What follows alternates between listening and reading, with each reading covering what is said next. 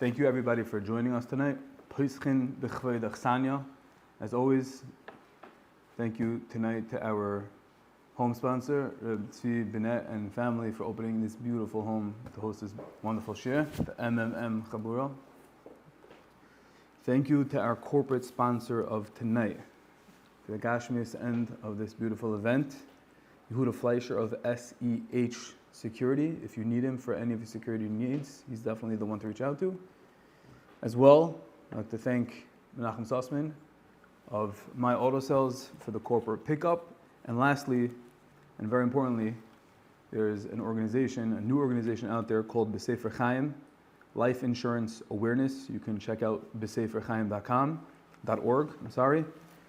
It's an incredible initiative. Any questions, any guidance, picking the right policy, understanding life insurance term whole, there you go too. Wonderful organization, and you can reach out over there. Okay. So last week, Parsha Shlach, we discussed, if you remember, hopefully I had somewhat of a hashpah, we spoke about the inyan of how Hashem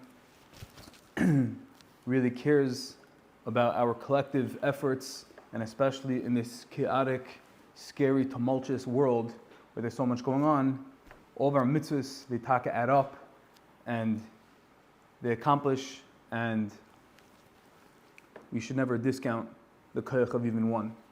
But this week, I want to discuss the same inyan, but even deeper. And it's as follows. So I was driving home today with my kids.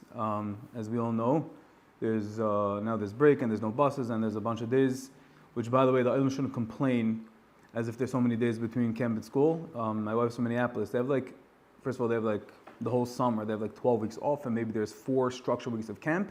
And also in between each one, there's 2 weeks off. So you can never get a schedule. So we should be very thankful over here in Lakewood, Manchester, that there's a serious tzura, and that even the few days between yeshiva and camp, it's not even called vacations. It's called an off Shabbos. So we're in good shape that Baruch Hashem, the system is taken care, and there's not too much off time. So on the way home today from picking up my son from yeshiva, my son told me, he said, someone in his class's father said that the war is over in Israel. First grader came and said the war is over. I said, yeah, Baruch Hashem, but it's not so pasha. There's a lot of casualties, a lot of people that were nifter. And I had my daughter in the car, my other son, and people died. Real people died. Kids, soldiers, grandparents, bubbies, 80s, whatever we call them, died because of this war. And I was, the moment just spoke for itself. And I'm like, kids, we're driving back, we're driving home, we're going to get Slurpees now, and now's the time where we can really, where we can be mishtaycha a little bit to the pain. And even though we're going to continue, we're going to get the Slurpees and we'll have fun in the backyard, whatever it is, but let's say kaput to tell him. So my son says, Abba, now we're driving, we're going to go get Slurpees, now we're going to say kaput to tell him. He said, would you say kaput to tell him in the swimming pool? So I said, it's a good question. And he said, his words were, is it more chashuv to say it not in the swimming pool? It was a good question. Yeah, where's the best place? And the question resonated. Chesky, welcome to Manchester. Welcome to this get together. Thank you so much for coming. Unbelievable. Chesky Frankovic, you just moved in yesterday. Shalom Aleichem. Thank you, Chesky.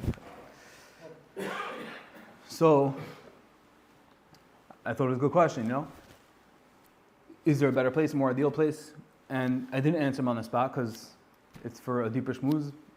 But I think we all know that the side is that, of course, there's an inyan of the circumstances. It's not all about checks and balances with HaKadosh Baruch Hu. It's not all about the actual, did I do the mitzvah, did I say the kaput tehillim?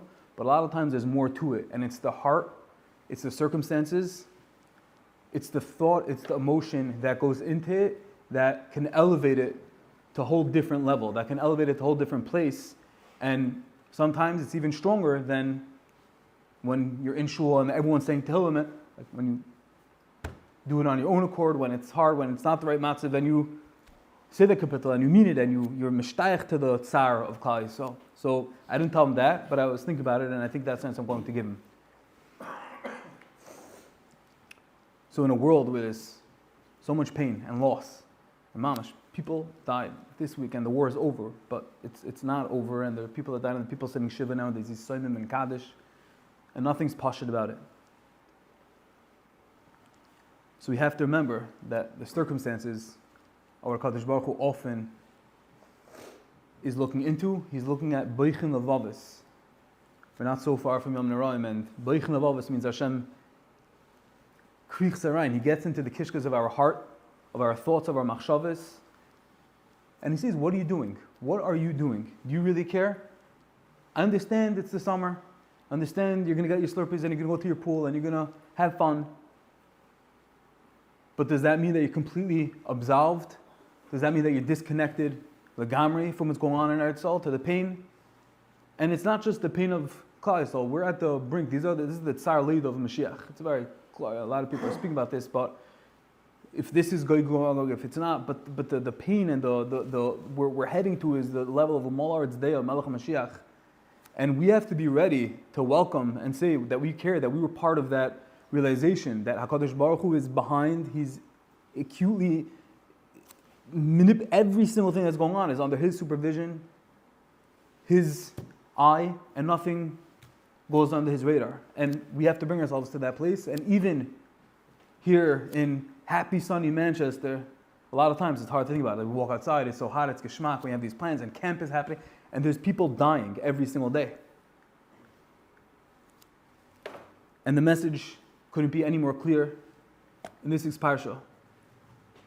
It's mamish, it's unbelievable how thousands of years after Matan Torah, always, the current events always ties right back into the parsha. In the parsha, there was a rebellion. It was Koyrach Valdasai, fighting against Moshe Rabbeinu, against Aaron. And there was tremendous question and challenge against Aaron's stance, his position, who he was, like, who are you, Aaron HaKohen, that? And what happened? HaKadosh Baruch Hu made a tremendous nace, and he said, go take the matas, go take the staffs, go take these sticks, similar to what happened in Yetzias Mitzrayim. One to each shevet, and what happened was, the Torah says, Nisim and Neflois happened. The Torah says, Vayonach Moshe es hamatas levin Hashem ba'edus. Moshe Rabbeinu put down the matas, he put down the staffs in the oil edus. Vayimi macharas. The next day came, Vayavim Moshe al oil edus. He came to the oil edus. Vihine, what happened? Unbelievable, miracle of miracles. Parach mate Aaron the Beis Levi. Aaron HaKohen, who was being questioned, who was being challenged, he was facing resistance, opposition. Parach mate Aaron the Beis Levi. It was parach, it blossomed, but we know every single word in the Torah is accounted for, is oiske cheshbon, and the Torah doesn't just stop there. Vayetze perach, there were flowers, there was buds, there was blossom. Vayetze tzitz, there was the bud, and vayigmol shekedim. It grew, it sprouted shkedim, which are almonds. And this was symbolic of Aaron HaKohen's power, of his authority, and that anyone that's going to question him should look and realize that, look, this person is powerful. Hashem made an open miracle in front of your eyes. He took a wooden stick and from it grew almonds. And anyone who's going to attack him, who's going to oppose him, you're dealing with a Kadosh Baruch Hu. Look at the nace that just happened. That was the idea. For Moshe Feinstein, every word, like we just said, is accounted for in the Torah. Every word needs to be understood, and there's nothing extra. So if the point of the Torah over here was that shkedim grew out, the almonds blossomed from this staff, why does the Torah say vayitze perach? There was buds, vayitze tzitz, and there were these extra little flowers. Just get to the point. Shkedim, an almond came out of a stick. It doesn't happen every day. So that was the miracle. Says Moshe Feinstein, the Torah is conveying, driving home and communicating this point, high level. Amilus, lishma. And when a person is truly committed to HaKadosh Baruch Hu, HaKadosh Baruch Hu doesn't skip a beat for you. And Hashem wants to convey that. And he says, I'm not just going to show you the end result, that they were shkedim. Yeah, that's a huge miracle. But according and in the exact measure of how much you put in, that's how much you're going to take out. And you're a lishma, Aaron Akayin, and you're going to get the matnas kahuna, and I'm going to take care of you, and Klal Yisrael is going to give you the maisus and the chumas and all that.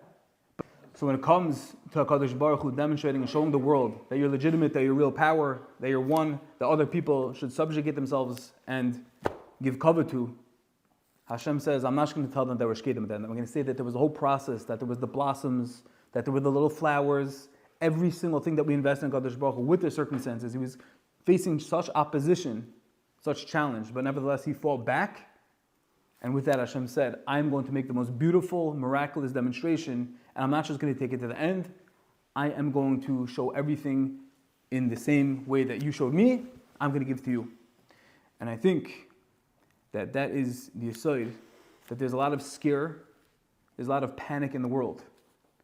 And there's two ways we can process it. Either we can say like, okay, there's the world, and here's me, I'm very far, I'm thousands and thousands of miles away from the war, it's nothing to do with me, and hopefully Mashiach is coming soon, and when it comes, they'll let me know, and then But then there's another mahalach.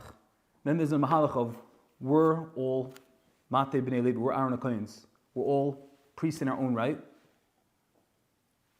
And Hashem is saying, how are you going to deal with it? Are you going to invest in me and be Lishma, and even when the circumstances don't seem perfect, don't seem optimal, and you're distant and you're removed, are you still going to put into it? Are you still going to do extra things? Are you still going to do mitzvahs? Or are you going to walk away and say, okay? And when we exert ourselves, when we put the effort, when we put our koiches into coming and showing off for Kadosh Baruch Hu, 6,000 miles away in sunny Lakewood and sunny Manchester, when the world is so disconnected from that, and the world is busy with Zoharan Mamandi, and can easily get caught up with all the politics of what's going to happen in New York, and it's all the people. Hashem says, this is Parsha, don't forget the Shkedim, don't forget the Prachim, the Tzitz. Why is each one important? Because the Kadosh Baruch Hu Taka cares about all the little things that you do, all the Mesiras Nefesh, all the extra Torah, all the extra learning, the extra Kapitel Tehillim. And I'll try to tell this to my son tomorrow, but I believe the side is that, even when you're in the swimming pool, when you're on vacation, when we are physically not connected to the situation, but when we bring HaKadosh Baruch Hu back into everything, and we think about him, just like Aaron HaKohen, he could have got swept up with the world and the politics and what's going to be with his position and his authority and forget about it, but he said, no, I'm going to keep being Lishma, Ashemisha Amal B'Torah, as Gemara says in Baruch Hasid Zayin, Amal B'Torah, Hashem pays back for every little aspect, every little, whatever we put in, HaKadosh Baruch Hu gives us back. That's what we see from the Parsha, that's what we see from world events. It's amazing how it always coincides, and for us, myself included, of course, but I think the Musar is Pashat. And again, we can completely just turn our eyes away and see what's going on and be, okay, like, they're fine, they're sitting Shiva, but the answer is no. HaKadosh Baruch Hu wants more from us, and when we do that, when we show him that we care, when we show him that we feel unified, that we're connected, Kol Yisrael Arivim Zeh Lezeh, in that midah, may HaKadosh Baruch Hu bring us not just the shkedim, but the prachim, the tzitzim, the blossoms, the buds along with it, with the glory and the beauty of the mitzvah, bring us to the next step, the next phase of Yemais Mashiach, with the arrival of Mashiach Tzidkenu and the Min Beis Mikdash, B'meir V'meinu Amen.